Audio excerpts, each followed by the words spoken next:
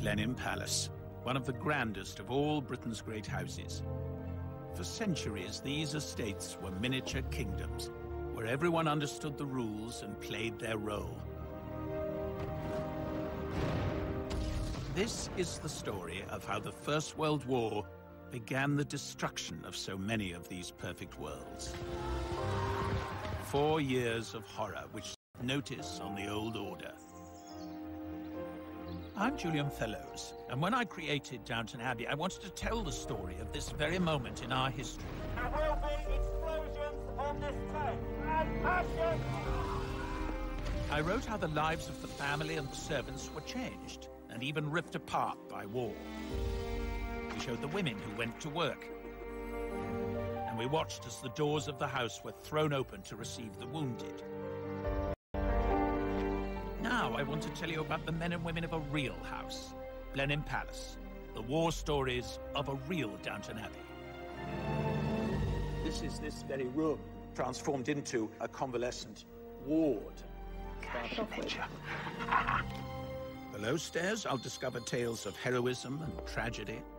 Now, this is very different from taking orders from the Ninth Duke. And upstairs, I'll seek out those who seized their chance to change. She doesn't look very retiring. She and the Bulldog have much in common. And I will explore the making of Blenheim's most famous son. Churchill was desperate to get in on the action. Oh, this is real. This is real. This is the original. I hardly dare touch it. The First World War would completely change the lives of the men and women who went through it. The world they'd die in would bear almost no resemblance to the world of their beginnings. It was a momentous time for Blenheim, and by the end, Britain would be transformed.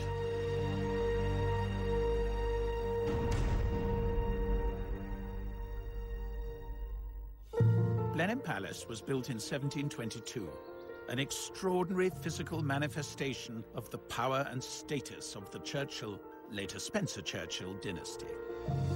The Dukes of Marlborough were the head of the family, kings in their own land. 80 servants ran the house and gardens. 145 farms were worked by tenant farmers and labourers. The house dominated the town of Woodstock, just beyond its walls. Its children attended Blenheim schools. Shopkeepers and craftsmen depended on the house for their livelihoods. And so it remained until the Great War. So what was life like at Blenheim before the 9th Duke inherited? Blenheim was almost bankrupt. His father had sold much of the collection. The whole estate was tottering, and it needed a vast injection of money to get it up and running again. And Consuela Vanderbilt could provide it.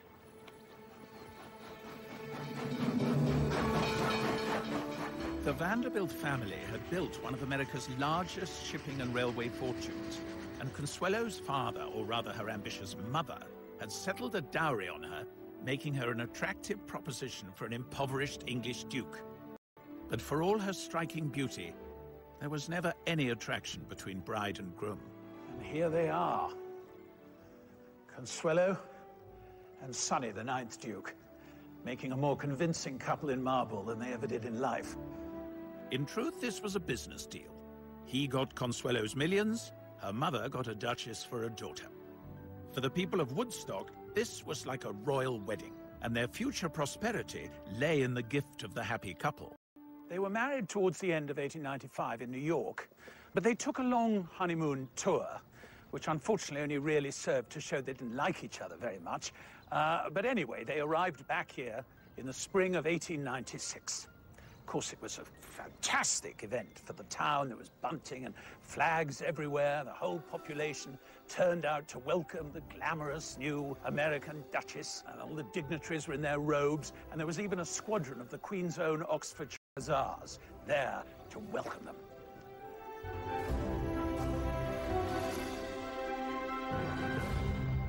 Consuelo's reception was cooler once she entered the palace.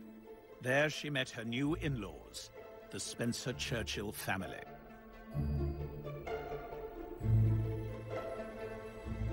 This is the grand dining room where most of the meals were taken. Absolutely fabulous room, this. Lady Henrietta Spencer Churchill is Consuelo's great-granddaughter. And this is Tim, who's our butler. Oh, hello. Julian Fellows. So Tim has very kindly laid the table as it would have been set during that time. Oh, fantastic. So this is Consuelo arriving on her first night here. Well, you have to remember, she was only 19 when this marriage was arranged, and I think she found it particularly difficult dealing with the hierarchy of the staff. At that time at Blenheim, there were probably up to 80 household staff. Yeah. And, you know, there's this wonderful story when she wants fire lit, and she calls for the butler. The butler says, that's actually not my job, I'll just call for the footman to light the fire. She says, don't worry, I'll do it myself. I think the other tough thing for Consuelo was that she was suddenly engulfed by this huge Churchill family. One tale describes them as a signal for the ladies to leave the table. But her husband's aunt, the formidable Lady Sarah Wilson, had been running the house before Consuelo arrived, and she expected to retain this role. And I think Lady Sarah was one of the few daughters who was still at home. So she sort of felt, well, who's this sort of American upstart coming to take my place as hostess? But in fact, it was Consuelo's job to get up and lead the ladies out. And then She rose and intercepted her at the door and said, are you ill? are you ill? I love that. And when Lady Sarah denied it, she said, oh, I thought you must be ill because you're leaving early. And that was the end of that rebellion. I bet she didn't do that again in a hurry. You know, she was determined to make her mark and show that she was rightfully the hostess, and good for her. And that was her business. Absolutely. Such pettiness was made irrelevant in August 1914 with the declaration of war. Men clamored to enlist, and women from all classes looked to play a part. But I was surprised to discover that Lady Sarah Wilson was one of the first to answer the call, that she would leave the lavish surroundings of Blenheim with its staff happy to wait on her hand and foot, and instead volunteer for service. I have here the medal card, something I didn't know existed, of Lady Sarah Wilson. Here she is listed as being at the Allied Forces Base Hospital, which must mean that she went abroad. She went either to the front or near the front at any rate. So she was not simply sitting at home knitting socks for soldiers. She was in the thick of it. And I am going to try and find out a bit more about that. Lady Sarah was no stranger to war. When her officer husband, Gordon Wilson, went to fight in the Boer War, she followed, rather incredibly finding fame as the first female war correspondent, becoming something of a feminist heroine. But her activities during the Great War are less well known, so I'm in London to find out more at the Royal Society of Medicine's library to meet historian Alison Fell. I have the medal card of Lady Sarah Wilson. But what did she actually do out there? Well, I've got an article from a newspaper. This is shortly after the outbreak of war. Hospital at the front. I propose to run the hospital under the auspices of the Red Cross Society to engage the best available surgeons and nurses. This stationary hospital of 200 beds has been gratefully accepted by the French ambassador on behalf of the French government for English and French wounded. And it would have involved an awful lot of negotiation with a number of different people setting up a hospital, and so to have to deal with the military authorities, with the Red Cross, to employ people around. This is her, is it? It is. See her confidence, I think. Yes, she doesn't look very retiring. She and the bulldog have much in common. Indeed. I mean, if she had been timid and vaguely inquiring as to whether or not she could be useful, clearly she wouldn't have got anything like as much done. And I think they would have seen, although they weren't right at the front. Yeah, but they saw the men coming in. Absolutely. A world away from her life receiving guests in a sumptuous palace, as Lady Sarah put herself within earshot of artillery fire, at the same time, her husband, Colonel Gordon Wilson, was somewhere on the front line. I have here the war diary. It's quite difficult to read. Colonel Wilson killed, so he was killed, in November of the first year of the war, so almost immediately. So she would have found out quickly. Yeah. And I think 3 days later, she went back to Britain and to arrange the funeral. And then only 2 weeks after that, she went back out to France to the hospital. 2 weeks later? Yeah. Colonel Wilson was killed at the First Battle of Ypres in the autumn of 1914, and his death cut short a marriage of almost 23 years. But a loss such as Lady Sarah's would soon become all too common. Quite a lot of the women I've looked at who volunteered to go and do war work in France had been either widowed or had lost a son, which is interesting.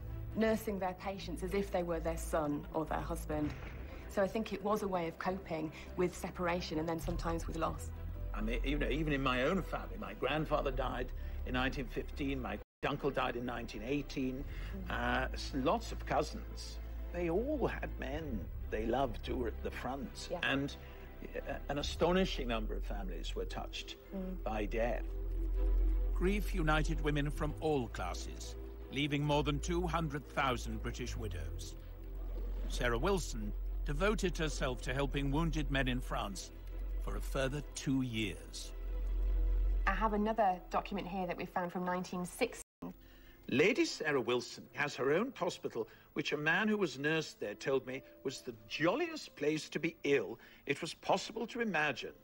He said Lady Sarah herself was a veritable tonic, so bright and cheery was she always. I don't think Consuelo would have recognized this portrait. I was just about to say what a different picture of her. We get there. Before the war, I don't think she was a nice person. She certainly was extremely unpleasant to Consuelo when she first arrived at Blenheim. Bullying.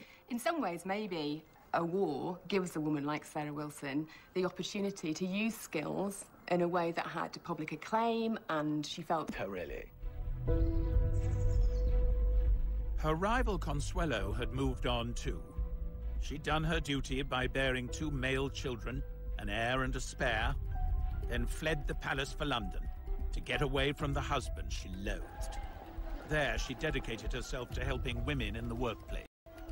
It's ironic that at the same time, her estranged husband, Sonny, played a key role in getting women into work. Under his leadership, women of every class took up jobs previously reserved for men. It was a change that would alter things irrevocably long after the war was over. I'm meeting Michael Waterhouse, the 9th Duke's great-grandson. He founded this women's land corps that became the land army that we know so much about from the Second World War. Well, the Second War, we always think it's a Second World War phenomenon. But it's not. It's Sonny Marlborough as a junior Minister of Agriculture, and he encouraged women to come forward to work on the estate because all the men went off to the front. The Duke didn't stop there. He offered this very formal long library for service. Before the war, it had accommodated grand balls and glittering receptions, and it would have been unthinkable to see it filled with sickbeds. You know, this is this very room transformed into a convalescent ward. I find there's something very moving in that, really, wanting to involve even the house. He really made Blenheim play its part in the war. You know, ploughing up the sheep walks for arable, planting cabbages in the herbaceous borders. He saw himself as a great Englishman, and he was going to do his bit for Britain, and he was jolly well also, as minister, going to use his influence to encourage other people to follow his example. This was before the National Health Service, and it was vital that these great families got involved, because in the First War, their houses were not requisitioned. They had to be offered freely by their owners. By the end of the war, 3,000 buildings became temporary hospitals. And in these hospitals, on the land and in munitions factories, 2 million British women took the place of the men who'd gone to fight. Their service would prompt the first concessions, allowing women the right to vote. But it was the men of Blenheim who faced the horrors of the front line. Above stairs and below stairs, they volunteered to fight for their way of life. I'm going in search of 2 young men from very different backgrounds. One, Arthur Hine, a lowly clerk on the estate. Sergeant Hine, attached to the intelligence department. The other, Winston Churchill, the undisputed star of the Churchill family. There's absolutely no doubt that he did experience firsthand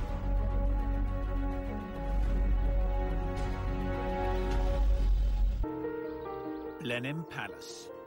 For 300 years, this has been the home of the Dukes of Marlborough, head of the Churchill family. They created this jewel in 30,000 acres of Oxfordshire, where their money and status offered security to all around them. In return, their servants and local people deferred to them, entrusting them with their lives. But when the First World War broke out, this ancient system was put to the test. All the great and the good of Blenheim and people who worked for them found themselves involved in world events, and nobody was keener to get stuck in than Winston Churchill. This is what he wrote to his wife. "My darling one and beautiful, everything trends towards catastrophe and collapse. I am interested, geared up, and happy. Is it not horrible to be built like that?" It shouldn't surprise us too much that Winston Churchill was so anxious for glory in politics and in warfare. This is where he was born, and Blenheim Palace is a house built on war.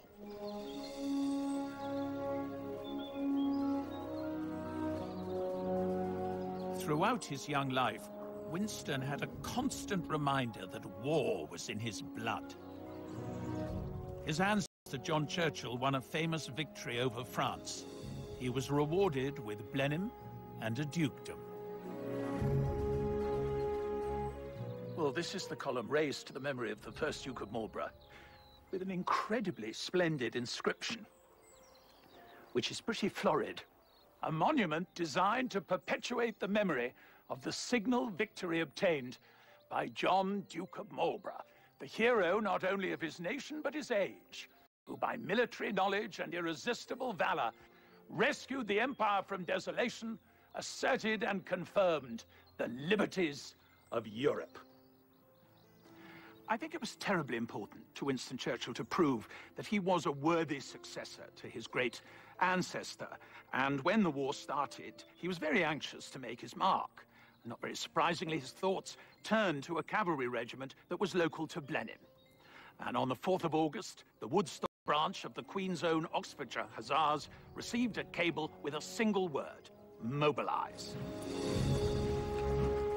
With that one word, Churchill called on the ancient bonds of loyalty he expected in Blenheim men.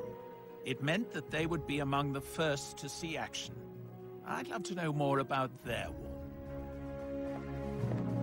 Deep in the bowels of the palace, I'm meeting Blenheim's historian, Karen Wiseman. Wonderfully Edwardian faces. This is Maisie. Then there are 4 Hollises dotted around. This is one of the Hollises, and they worked as footmen. And then you see this lovely man. Well, all 4 brothers were footmen. Were all in the palace, yes. They were all listed as working for the butler. Tell me that some of them survived the war. 2 of them did not, and 2 of them did come home. Oh, God. And then over here we have Arthur Hine, lovely fresh-faced young man. And yeah, God, they were so young. Oh. And the Hine family have worked for Blenheim for many generations. If I just show you this photograph album here, I need to just step across. Now, this was a gift to the 9th Duke and Duchess when they got married. And when you turn the pages, you'll see they're all dressed in Sunday best with their names underneath. Oh, and it's all the estate workers and house workers. And all the tenants. And if you keep going a little way till you get to the name Hine. Oh, here we go. Yes. Now, here is Josiah Hine and J.E. Hine. Josiah Hine was estate clerk, and then his son J.E. Hine comes and joins them. Beautiful book, isn't it? Yeah. If we have a little look at this enormously heavy ledger to start off with. It's marvellous, isn't it? Look at the beautiful handwriting. Oh, and here is A.R. This is Arthur, presumably. Is this when he joins the office? Yes. He's not paid as much as his dad, but he's paid. Yes. You can see he's given quite particular jobs. Oh, drawing plans and plotting land. One last thing to show you about Arthur Hine is we bring it up to the 1914 period. Oh, yeah. A.R. Hine is missing, so I suppose that means... He's gone off to war. He's gone off to war. He's gone off to war.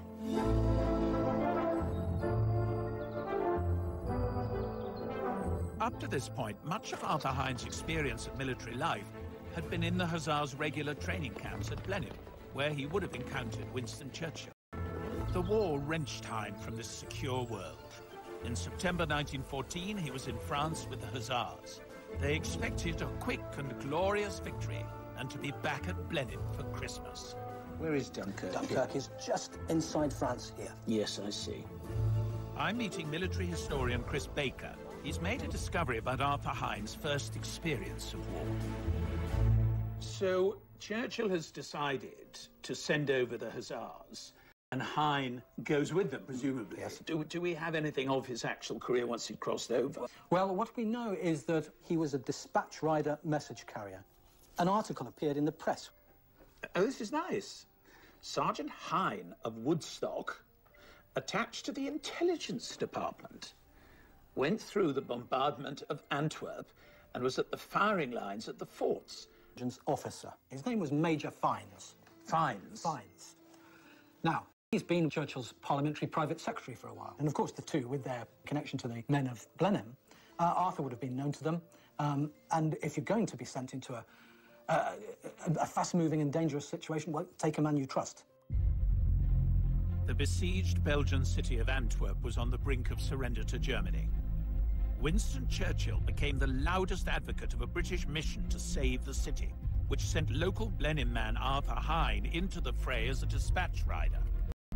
The Germans brought up what for the time was the heaviest artillery in the world. They begin a deliberate, steady, heavy bombardment of the city. 5 shells per minute falling into the packed city centre. You can imagine the scene of buildings falling, of fires breaking out. Very frightening, chaotic. Riding his motorcycle through Antwerp, Arthur Hine found himself in the thick of the chaos. Amid the terrible scenes he witnessed was the sad plight of a poor girl who had crawled from the cellar of a burning house, leaving her parents inside. Sergeant Hine offered her a lift on the motorcycle he was riding. With great difficulty, he was able to get to Ostend and brought the refugee home to England, where she is being well cared for by his parents. What an extraordinary story. I don't think there is much doubt that Arthur was given some kind of special mission to go home. Because he couldn't have been court-martialed if he just Absolutely, left. you couldn't just do that. The first thing Churchill would want to know is what really happened. Yes, absolutely. And an eyewitness account was clearly essential. The regimental history hints that he went to London on arrival in England, which again sort of reinforces the possibility. Wretched Belgian girl clinging to his waist the whole time. Antwerp quickly fell to Germany, and 30,000 Belgians lost their lives. Arthur Hine soon returned to the front, although his role as Churchill's messenger was no longer apparent. He marched into the First Battle of Ypres as a regular soldier, the same bloody battle that killed Blenheim's Colonel Gordon Wilson. By January of 1915, he was in hospital suffering from shell shock. Having seen such horrors, you'd think at the end of the war he'd want to scuttle home to this safe haven. But in fact, he went to work for the railways and never returned to Blenheim. So what kind of man was he? Here we are. To see what she knows, and also to tell her what I've discovered. And it is an extraordinary, extraordinary design, you think. And there's the first Duke on his column, you see. Fantastic. Oh, I'm just going to show you. This is the Queen's Own Oxfordshire Hussars, and this chap is Arthur Hine. My goodness me. He looks so young, doesn't he? It was just He looks so heartbreaking. small. Really. So small and young. So small. Did you get to know him well, then? He came to our wedding, and I've got a picture with Oh, I'd me, love to see it. Where is it? with me. And there he is. Oh, but you see, he's quite sort of stylish, isn't he? And he was always well dressed. But I mean, the way he holds himself, Yes, you can see yes. he's a military man. He certainly was a character, as you can see. I know, no, you can see it in that, actually. Rather extraordinary, really. And he used to come to our house and he used to go, bang, bang, bang, Hine here. Hine here. And he would never, like, when I used to say Grandad, he used to say, no, it's Hine. Oh, and you had to call him Hine? Mr. Hine or just Hine? No, just Hine. He would just turn up out of the blue, and I used to say, I'll cook dinner, whatever. No, give me a cup of tea. Got to be on the next train. Got to be back on the train. Got to be back to Tiverton Parkway. It was very strange. It seems, forgive me for saying, slightly dysfunctional, all that. And I wonder, I mean, he did have a kind of breakdown, really.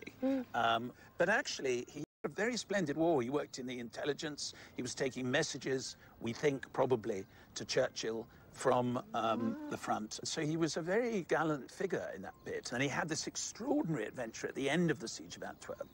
Do you know about his rescuing? No. None of that. It's all Nothing. secret. Well, amid the terrible scenes he witnessed was the sad plight of a poor girl who had crawled from the cellar of a burning house, leaving her parents inside. And Sergeant Hine offered a lift on the motorcycle he was riding and brought the refugee home to England, where she is being well cared for by his parents. My goodness me. Isn't that extraordinary? I mean, a real adventure. To think he had so many stories to tell. I know. And he couldn't tell them. No. He was just a man of mystery. Bang, bang, Hine here.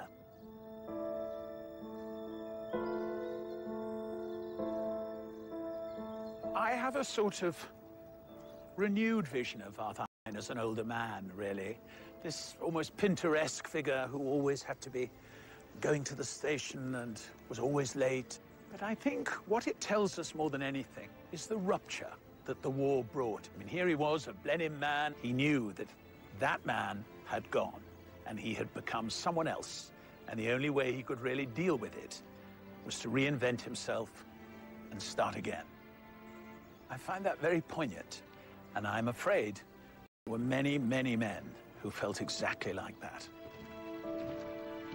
And what of that other Blenheim man who had sent Arthur Hine to war? Winston Churchill's failure to save Antwerp began the most disastrous slide in his public career.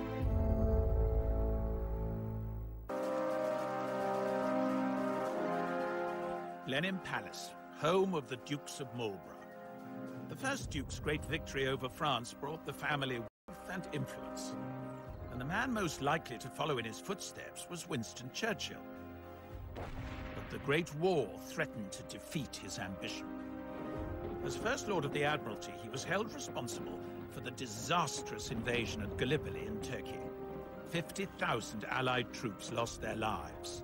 Churchill was forced out of office, and his reputation was ruined. His response was to go to the Western Front himself, as an ordinary battalion commander. This is the Cambridge College that bears his name. The letters he wrote to his wife throughout the war are kept here. Alan Packwood is the director of the Churchill Archives. He decides to go to the front, to face the danger, to be with the men who are fighting. And, very possibly to be killed. He was enormously brave in the face of really whatever happened to him. There's absolutely no doubt that he did experience firsthand the full horror of the trenches. And you might want to have a look at a key passage on this letter here. Well, this is a real letter. This is the original. This is Churchill writing back to his wife. I hardly dare touch it. So this passage down here particularly. I am sure I am going to be entirely happy out here and at peace. It's an interesting choice of words at the front. I must try to win my way as a good and sincere soldier, but do not suppose I shall run any foolish risks or do anything which is not obviously required. Always your devoted and loving husband, Winston.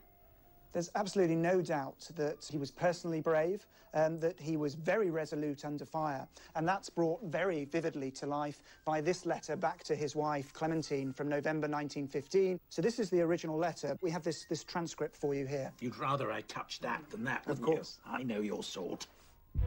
My darling, we have finished our first 48 hours in the trenches. It is a wild scene. Filth and rubbish everywhere. Graves built into the soil. God. Water and muck on all sides. And about this scene in the dazzling moonlight, troops of enormous rats creep and glide to the unceasing accompaniment of rifle and machine guns and the venomous whining and whirring of the bullets which pass overhead. But in the horror and the mud of the trenches, Churchill began to win his way back as a leader. He always felt that he was a natural commander of men. But he does win them over by taking a keen interest in their welfare. One of the first things he does is to declare war on the lice. He lays on entertainment for them. He lobbies to have his troops built back up to complement. There was this kind of ancient arrangement that the townspeople or the farmers would give deference in return for protection. That's the tradition from which Churchill comes. He clearly won them over and proved himself actually quite an inspirational commander. Must have been incredibly relieving, actually, for his men, that they knew they had someone who was on their side, taking an interest, and more to the point, had contacts right at the top of the stairs. I think Winston Churchill is one of those people who was changed for the better by the First World War. That very aristocratic sense of entitlement, rather unquestioned, rather arrogant, really, seemed to develop into something kinder and more responsible and more modern. I suppose in a way, one could say, the First World War made him the man to win the Second World War. The war was dragging Blenheim and its people into the future, whether they wanted it or not. The fact is, who gave the orders and who took them was changing, and a new force was emerging, the middle class. Huge family, yeah. I'm interested in how these changes affected a soldier from a solid Blenheim working family. Yes, George Farley was the founder. George Farley and Son was the firm. House painter, house painter. Genealogist Mary Evans has been digging into this long line of painter-decorators who for generations kept the palace pristine. And if we look in the estate ledgers, we can see George Farley and Sons. 1898. 1898, So it wasn't yes. long after the Duchess's dollars had arrived that we have the kick-off. That's right, yes, indeed. We had them again a little bit later on. And what level are we talking? So bedrooms and passages or staterooms? All sorts. We have one here, look, colouring the walls, etc., in the long library. Oh, OK. Oh, this is 1903. very grown-up stuff. Yes. Mary's found the war record of one member of the Farley family. Albert Frederick Farley, and he joined up on the 15th of September 1915. So that's before conscription. Conscription Yes. didn't come in until the following year. Oh, offence. This is only for reporting offences. This is for the offences, yes. When on active service, not complying with an order, which sounds very serious, although in brackets it says, i.e. not cleaning cooking utensils when ordered. When ordered. Yes, I'm so slightly with Albert over that one, so I don't want to hold that against him too much. 13th of March, 1916. Disobedience to standing orders, i.e. crossing land during prohibited hours. And again, the 27th, being late on parade. Not so bad. Well, not so bad, but I mean, it's slightly massed. You know, they're having to write little to get it all in. And here we have refusing to obey an order, which I'm afraid this time is not qualified. And the last word, missing. It's rather sad, isn't it? You think he volunteered to protect his country and went off brave, and it hasn't gone well from the beginning. So the question is, what happened to him? I want to discover why this eager young recruit behaved so badly, and what lay in store for him, and this great house that had shaped the universe in which he was born and raised.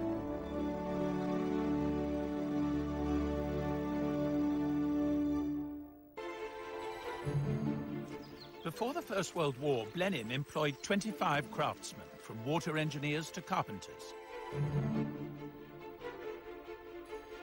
The Farley family were decorators and had painted these rooms for generations. They were loyal workers and well looked after.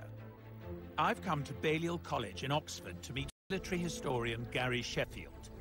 I'm hoping he can explain why, after volunteering for the army, a member of that family should acquire such a bad disciplinary record. Albert Farley, I imagine, fairly straightforward. The man comes from a good background, and it goes so wrong for him. Do we know more about these offences and this punishment? It says there, FP for field punishment number 1, which is the most serious one. Probably next to executions, the most controversial part of British discipline in the First World War, because it involved tying a soldier to a fixed object 2 hours a day for 21 days. And we've actually got an account by another soldier of his reaction.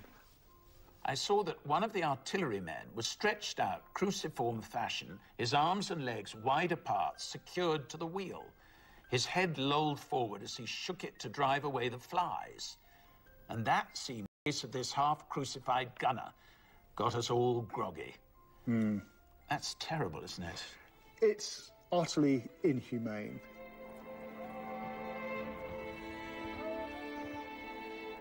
Albert bore his punishments and fought in ghastly conditions in the Battle of the Somme during the wet autumn of 1916.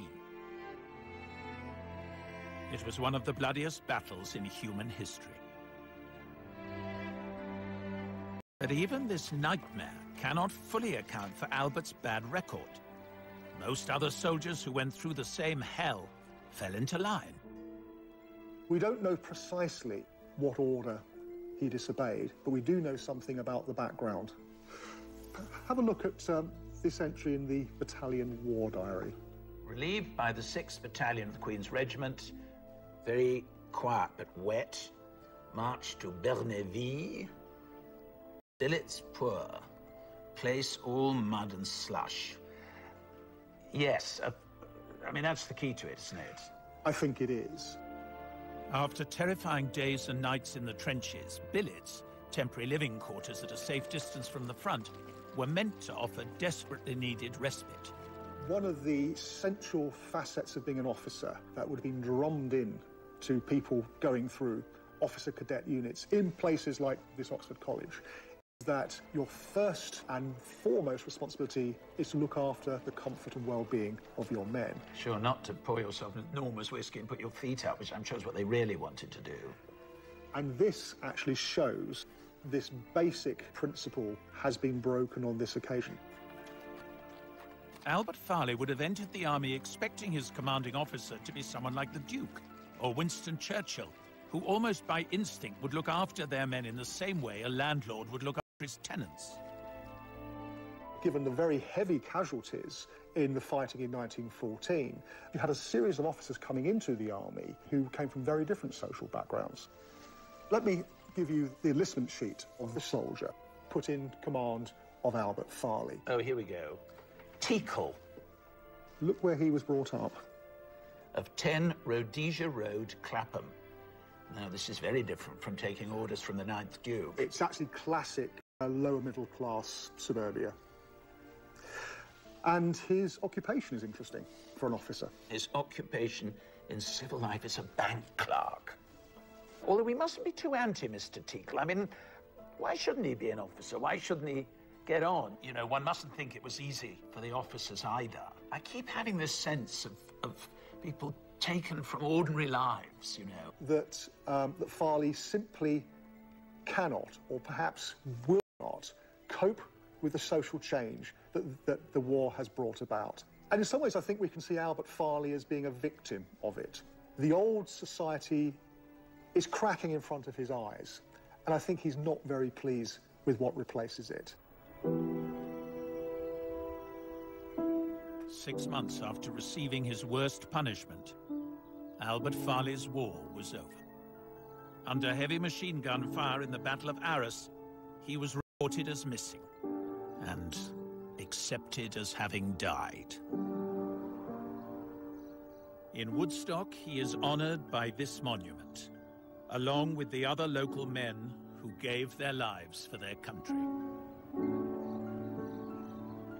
When the war was over, the army sent Albert's medals to his mother, Florence. Here we have the receipt for the Victory Medal. And here she's written in, "My son, A.F. Farley." I think there's a sort of pride in that when she writes "my son." She's sort of lifting him off the page.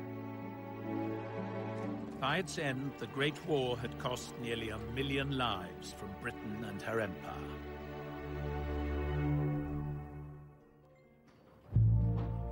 These great houses were casualties too. The writing was on the wall for this ancient system. Many families had lost their heirs, servants were unwilling to return, taxes rose and the Great Depression followed. Vast tracts of land were sold off. In 1 year alone, 17 country houses were demolished. Many more were converted to other uses or given to the National Trust.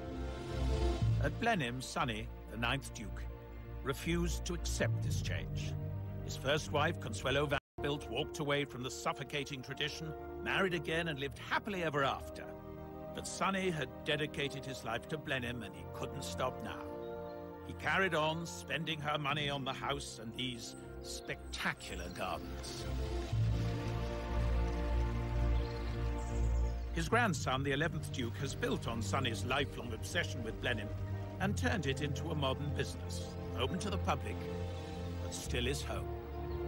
He started with the Italian gardens before the First World War, and then where we're sitting now, the water terraces, he did after the First World War, from 1925 to about 1930. Just when a lot of other families were pulling in their horns, he was making Blenheim more splendid than ever before. That's correct. I mean, it's extraordinary when you think of that. Like parterre appearing at Blenheim. Yeah, it's wonderful that it exists today, and we're trying to keep it going.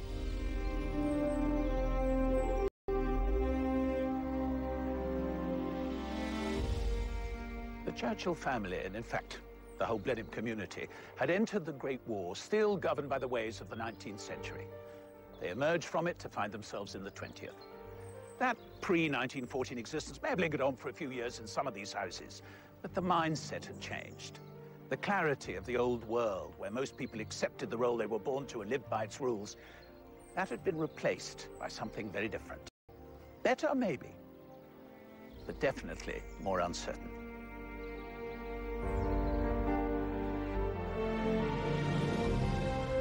And we head to another grand house this weekend as the new series of Downton Abbey continues Sunday at 9.